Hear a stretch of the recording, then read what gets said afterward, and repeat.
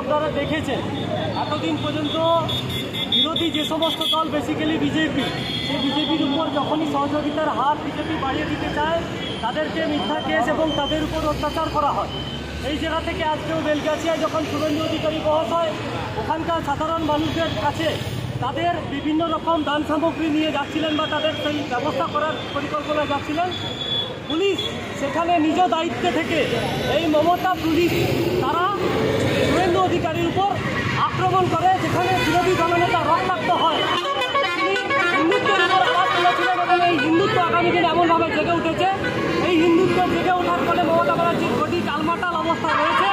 সেই কারণে বিরোধী দলনেতাকে এখন কোনোভাবে আক্রমণের চেষ্টা করছে। আজকে মমতা ব্যানার্জি শুভেন্দু অধিকারীর গায়ে হাত দেওয়ার জন্য তার পুলিশের মাধ্যম দিয়ে আমরা এখানে বিক্ষোভ প্রদর্শন করলাম টায়ার জ্বালিয়ে কোলাঘাটে। জেলায় সহ সারা রাজ্যে এই কর্মসূচি আমরা দিয়েছি বা করছি বিভিন্ন জায়গায়। আমার নামটা পরিচয়? প্রসেনজিৎ সরকার, সম্পাদক তমলুক সাংগঠনিক জেলা ভারতীয় জনতা পার্টি।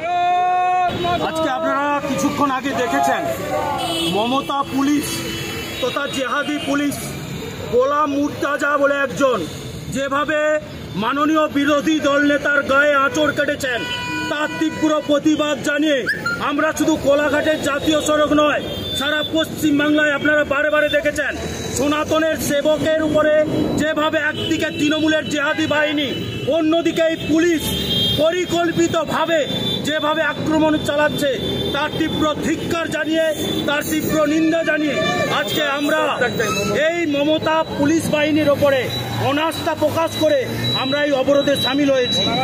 কোলাঘাট এবং হলদিয়া মোড়ে ভারতীয় জনতা পার্টি পূর্ব পাঁশকুড়ার পক্ষ থেকে